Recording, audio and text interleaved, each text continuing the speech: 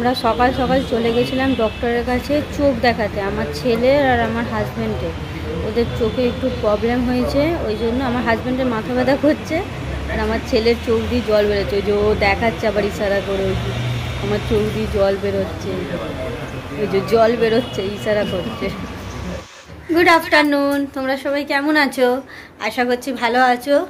তো আজকে আমি ভিডিও শ্যুট তো করে রেখেছিলাম কালকে, কিন্তু আজকে আমি ভিডিওটাকে পাবলিশ করতে পারিনি, কেন কি আমার ছেলেকে আর হাজব্যান্ডকে নিয়ে চলে গেছিলাম চোখের ডাক্তার দেখাতে ডক্টরের কাছে। তো আজকে যেহেতু চিলড্রেন্স ডে, তো প্রথমেই জানি সবাই যতগুলো বাচ্চা মানে আমার যারা যারা দেখো সবারই বাচ্চা আছে, সবাইকে এই আন্টিটার তরফ থেকে হ্যাপি চিলড্রেন্স ডে। তো ওই চিলড্রেন্স ডের জন্য আজকে ওর 10টা 15 স্কুলে ছুটি হয়ে গেছিলো। তো ছুটির পর আমাদের 10:30টায় ডক্টরের অ্যাপয়েন্টমেন্ট নেওয়া ছিল। তো ওখান থেকে ডক্টরের কাছে চলে গেছিলাম, কিন্তু ওখানে ডক্টরের কাছে এত দেরি হয়েছে। এখন বাজে এই একটার সময় আমি ঘরে ঢুকলাম। তো আমি ঘরটা মুছেই গেছিলাম, এটাই একটা ভালো কাজ যে ঘরটা মুছে গেছিলাম। আর একটা ভালো কাজ কি, আমাকে আজকে রান্না করতে হবে না। কালকে রাতে চিকেন আছে, মাছের মাথা দিয়ে ডাল বানিয়েছিলাম সেটা রয়েছে, আলু ভাজা রয়েছে, পটলের তরকারি রয়েছে। রান্নাটা করতে হবে না, শুধু একটু ভাত বসাবো, ভাত করব। তো আমার হাজব্যান্ডের বললো হালকা পাওয়ারের মতন এসছে, তো ওকে ওষুধ দিয়েছে, বললো এখন প্রথমে ওষুধ খেতে, যদি কোনো ওষুধের রিলিফ না হয় তখন অন্য কথা ভাববে। কিন্তু একটু ছেলেটার নিয়ে প্রবলেম আছে, ওর একটু চোখ লাল হয়ে রয়েছে, ওকে ড্রপ দিয়েছে, 2 সপ্তাহ আগে ড্রপ দিয়ে দেখতে বলেছে। তারপর ওকে নিয়ে গিয়ে একটা কোনো টেস্ট করবে। ছেলেটাকে নিয়ে একটু প্রবলেম হয়ে গেছে ওর চোখটা নিয়ে।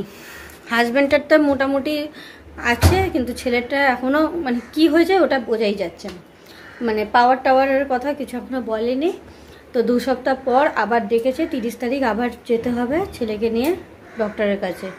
এটাই হলো কথা। এখন ওকে নিয়েই চোখটা নিয়ে, চোখ জিনিস তো এমনই জিনিস, সূক্ষ্ম জিনিস, যে কিছু হলেই একটু ভয়ের ব্যাপার থাকে।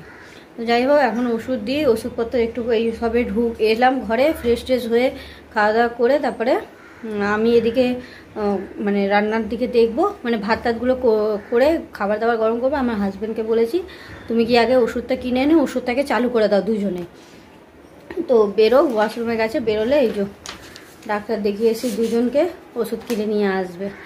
তো এখন ওই হলো কথা। সকাল দিয়ে এই চলছে আজকে, কি করে সকাল দিয়ে টাইম চলে গেল কিছু বোঝাই যায়নি, তাই জন্য আমি ভিডিও ছাড়তে পারিনি। কারণ কি এডিট করা ছিল, কিন্তু ওয়াইফাই কোথায় বাইরে যে আমি ভিডিওটাকে পাবলিশ করব বা মানে আপলোডে বসাবো কি করে, সেই জন্য করতে পারিনি। কারণ কি সকাল সকাল ঘর থেকেই তো 10:45 নাগাদ বেরিয়ে গেছিলাম, ওকে স্কুল থেকে ডাইরেক্ট ডাক্তারের কাছে চলে গেছিলাম। তো যাই হোক, বললাম না আমার লাইফে চলেই যাচ্ছে একটার পর একটা। কালকেরই সবাই বলছিলাম যে এবার সব ঠিক, একদম মানে সব কিছু ঠিক, কিন্তু একটার পর একটা চলতেই থাকছে, কি আর বলবো। তো যাই হোক, এখন ঘর তো মোছা হয়ে গেছে, এবার ভাতটা বসিয়ে আমি এবারে ফ্রেশ হয়ে নেব। Good evening. তো মানে খেয়ে কাজ করে সকালে খেয়ে একটু শুয়ে নিয়েছিলাম, ঘুম থেকে উঠে এই যে এখন টিফিনের জন্য তারা অন্ধকার হচ্ছে, এই যে সুজি বানানো হয়ে গেছে 3 জনের জন্য, গরম আছে, বের করে খাবো আমরা 3 জনে। ব্রেকফাস্ট বলবো না, এটা অবশ্য টিফিন, এখন তো ইভিনিং না, ইভিনিং স্ন্যাক্স। তো ওই এখন সুজি খাবো।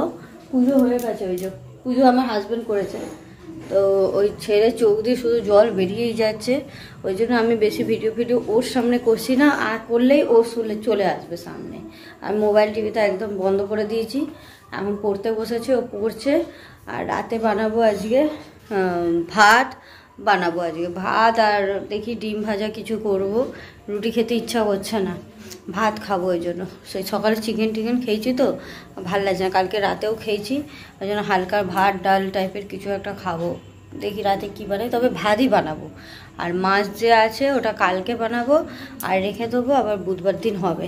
কারণ কিছু তারপর তো শনিবার পড়ে যাবে, আর রবিবার তো আমি এখানে খাই না, তারপর সোম মঙ্গল সব নিরামিষ পরপর চলবে।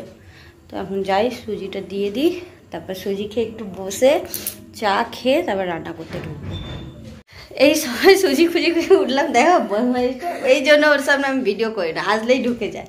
তো এখন ম্যাম এসছে, ওর কেন নাচছে জানো তো, ওই যে ম্যাম এসছে, ওর জন্য আজ চিলড্রেন্স ডে বললাম না, তো ওর জন্য ওর ম্যাম খাবার নিয়ে এসছে, তারা তোমাদের দেখা।